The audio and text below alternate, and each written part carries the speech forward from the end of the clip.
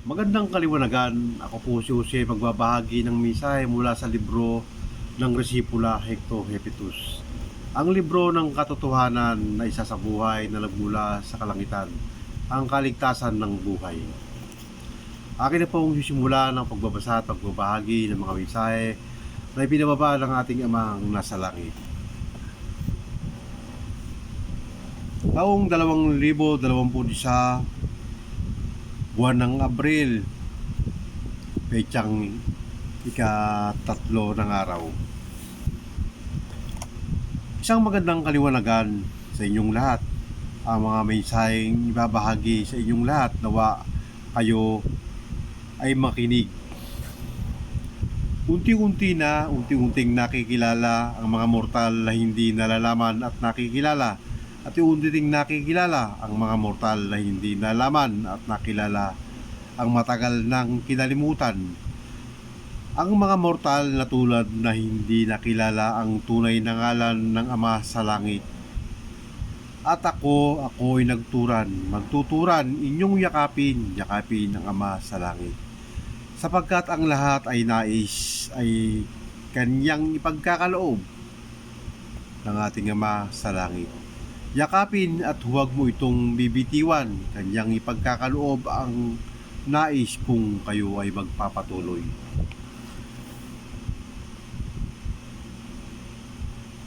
Mangaral patungo sa isang lugar, sa isang bayan, sa isang lugar na doon ay mangangaral kasama ang mga apostol na tinuran ng Amang Hesus sa kalangitan.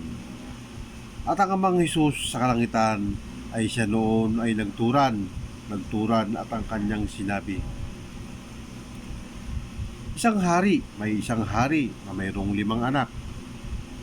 At nagturan ang hari at sinabi, kayo ay papalayo at bibigyang kalayaan na umalis at mamili ng inyong nais. At nagturan ang isa at ang sinabi, ama ko,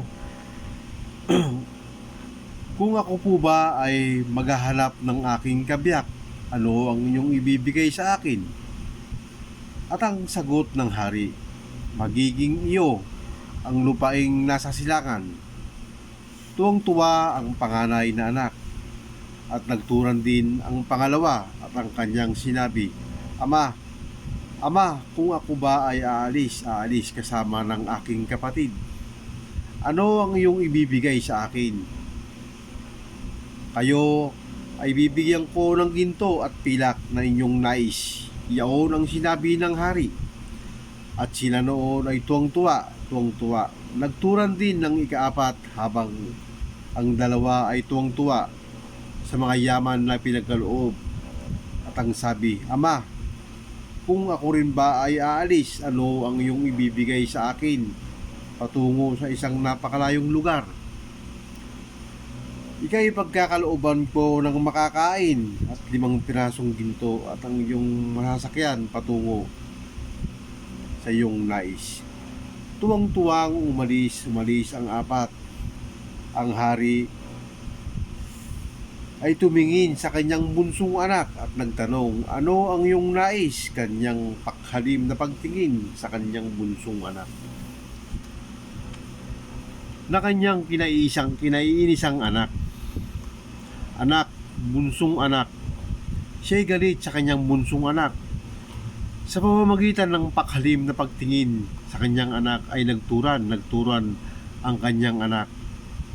At ang sabi, kung maaari ama, ako na lamang ay maging alipin kaysa lisanin at iwan ang bayang ito.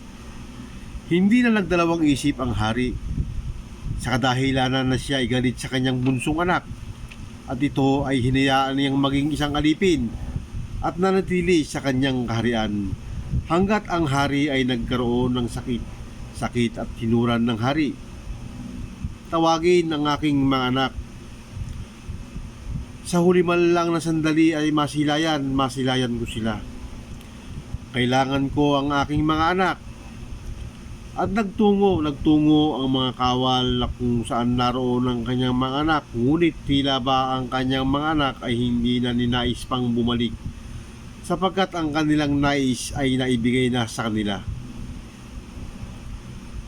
Pagbukas ng pinto sa silid ng kanyang anak, nag-iisang anak na lamang ang kanyang nasilayan, ito'y napakadumi, napakabaho. Nilapitan niya ang kanyang anak, lumuha ang kanyang ama at tinuran, "Nasaan? Nasaan ang aking mga anak? Ang umalis kong mga anak, hindi na sila magbabalik. Ikaw na lamang. Patawarin mo ako sapagkat nagkamali ako." At nagturan, "Ikaw ay hindi mo ako iniwan sapagkat ang aking mga anak na minamahal ko ay iniwan ako." Kaya't nagturan din ng isa niyang anak, "Wala na sila ama, hindi ka na nila binalikan sapagkat nakuha na nila ang kanilang nais." At ang sabi ng hari, ikaw na lamang ang naririyan. Patawarin mo ako anak." Ngunit ang kanyang tinuran sa kanyang bunsong anak, "Ikaw ay hindi mo ko iniwan. Ang aking inuupuan ay iyong uupuan na." Kanyang tinuran. Sino ang higit na nabigyan sa kanila, at ang lupaing yaon ay kanyang panganay na anak ay naghirap, naubos ang kanyang salapi at nawala. Hindi alam kung saan paroroon, ngunit nanatiling naroon ay binigyan ng higit na para sa kanya. Napakapalad, hindi ba? Sapagkat kanyang pinagkaloob ang napakalaking biyaya, yaman na kanyang hinawakan. Nang mawala na ang kanyang ama ay bumalik ang kanyang mga anak at tinuran ng kanyang mga kapatid, "Hindi ba't ako'y pinatawag ng ating ama? Ako rin, gayon din sa akin." At tinuran ng kanyang bunsong kapatid, "Hindi ba't kayo'y pinatawag ng ating ama?" At tinuran niya lamang noon sa inyong nais, sapagkat tulad ng turan ng ama ay pinagkaloob ang inyong nais. At sila na lamang ay napayuko at lumuha, sapagkat mas pinili nila ang yaman kaysa ang manatili sa kanilang ama. Napakarami sa tagal din ng panahon na tila ba ang mga tao'y nawala. Ngunit nawa ang Ama sa langit ay ibalik sa inyong puso. Gabayan niya kayo at hindi niya kayo pababayaan. Manalig lamang sa ating Ama sa kalangitan, liwanag na siyang nawala ay muling magbabalik. Liwanag ng Ama sa langit na siyang babalot ng muli sa inyong lahat. Gayon din ang kanyang mga apostol na tinuran. Ang Ama sa langit ay huwag bibitiwan. Maraming salamat sa inyong lahat. Maraming salamat sa lahat ng nakinig ng mga mensahe mula sa libro ng Disipula Hecto Hepetus, ang libro ng katotohanan na isa sa buhay na nagmula sa kalangitan, ang kaligtasan ng buhay. Naway tumanim sa puso at kaisipan ng bawat isa ang mga mensaheng pinababa ng ating Amang nasa langit. Muli, isang magandang kaliwanagan at maraming salamat.